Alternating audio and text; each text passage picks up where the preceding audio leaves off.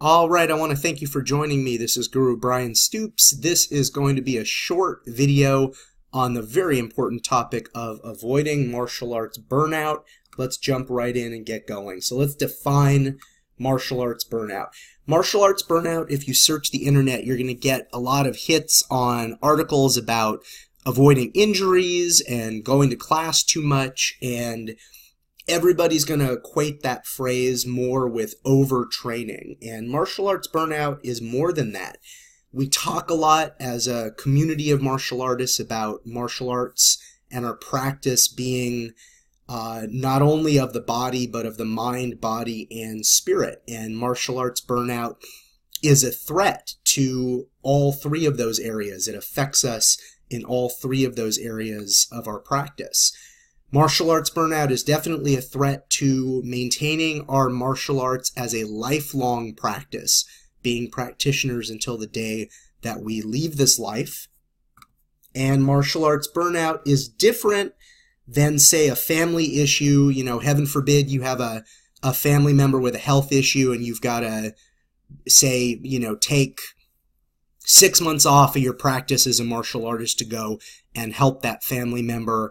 That's very different than martial arts burnout, because that's you honoring your family and doing what needs to be done. More than likely, you're still thinking about martial arts during that time.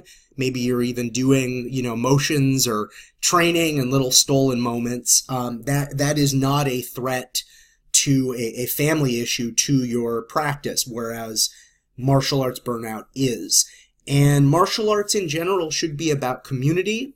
It should be about service.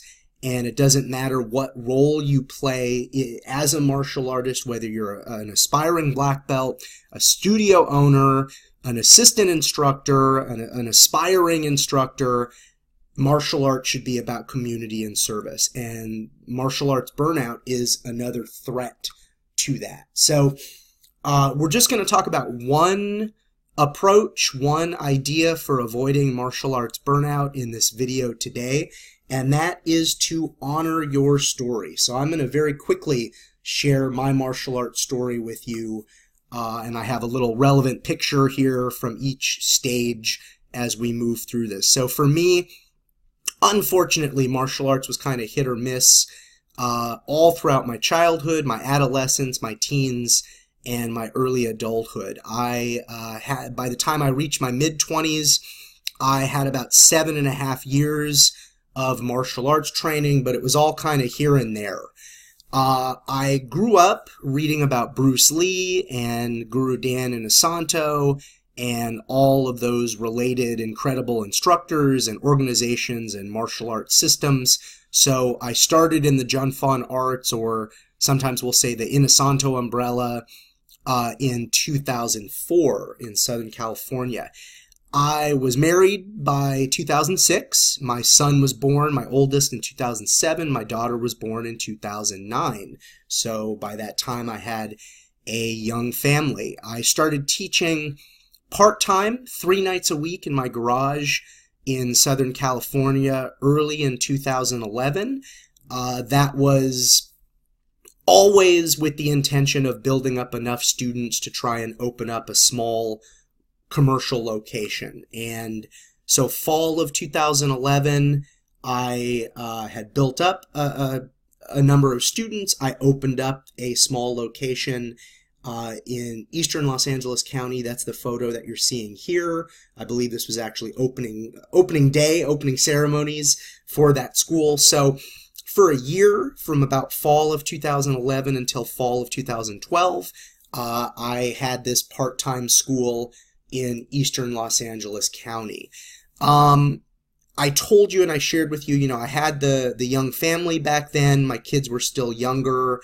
I was working full-time teaching high school English, full-time, as I say, and then I was teaching 3 nights a week. So just at that time, especially with a young family and really trying to be the best husband, father, and martial arts instructor I could be, the best choice at that time was to move my practice back into my garage, which I did in 2012.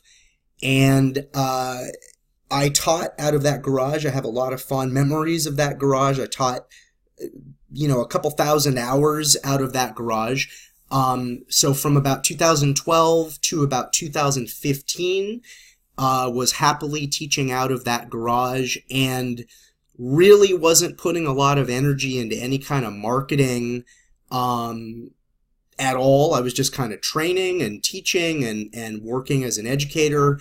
And that was really when I got a lot of students. Like, I had definitely more people than I could fit, more students in that garage academy, which was, 90% devoted to serving as a small martial arts space. The other 10% was about, storing a few things that I owned in the wings. But that was a 90% dedicated space.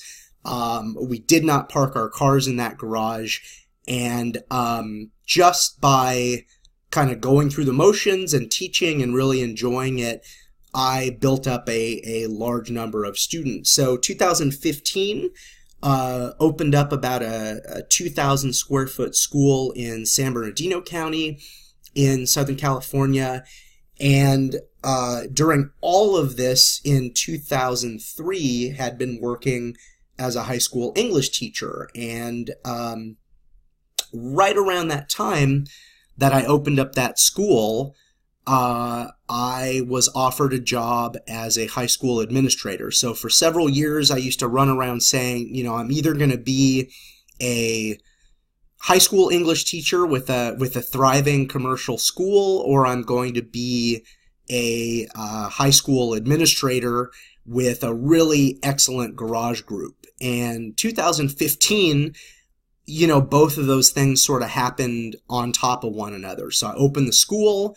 The school got started. We were off to a good start. And then a couple months later, I was offered a job as a high school administrator. And, those were both long-term goals. And I said, well, I'm going to give trying to do both of these things at the same time a shot.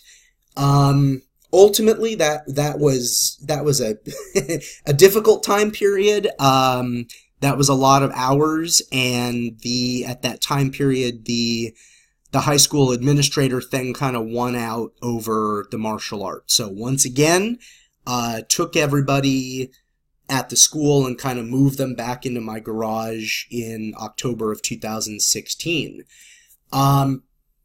Actually moved out of that townhouse that had that garage in summer of 2017, and for a year taught out of a park in eastern Los Angeles County from about summer of 2017 to about summer of 2018.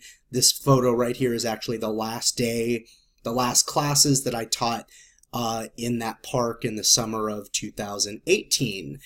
And 2018 was looking, after serving as a high school administrator for 3 years, I was just looking to get back into teaching.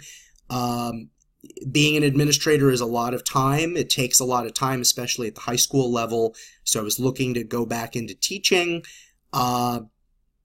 Actually, through a number of circumstances, ended up being offered a teaching job in Brooklyn, and moved with my family to New York City in August of 2018. This is actually a photo from my first ever training with Guru Dan Inosanto in Queens, on the East Coast, taken right around November of 2018.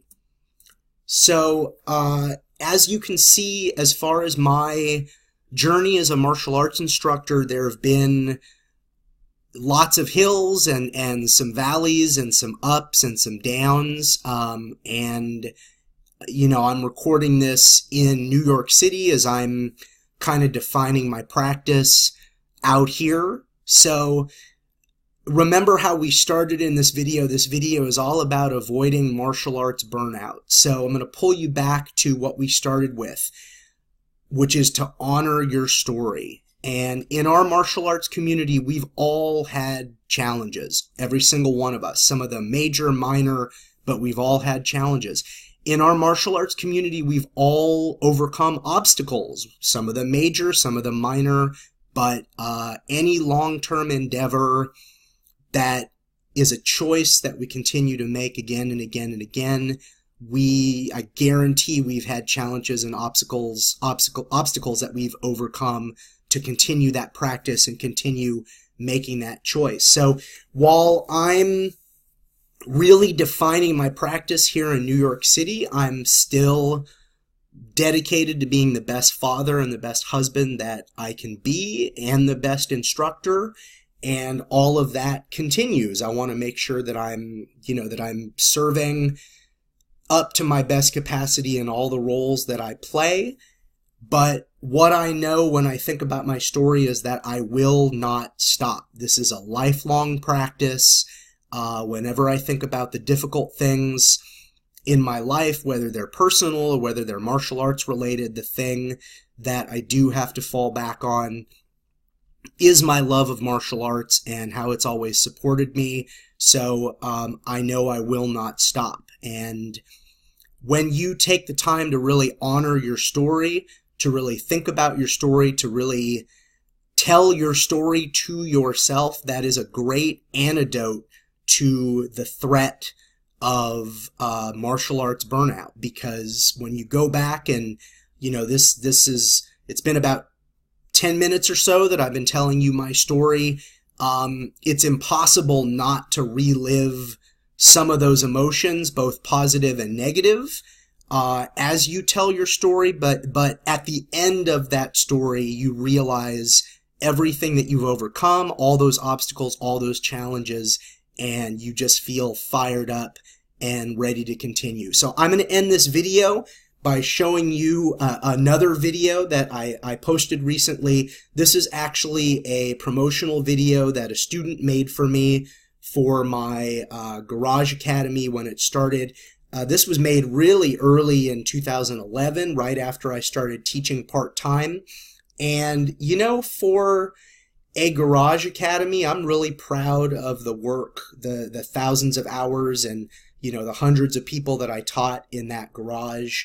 And this video is really well made. It always gets me fired up. So I'm just going to play the video for you and then stop the movie. I hope you enjoyed this, and I hope you are a little bit more aware now of how honoring your story will help you avoid that martial arts burnout. So enjoy the video, and this video will stop immediately after the video is over.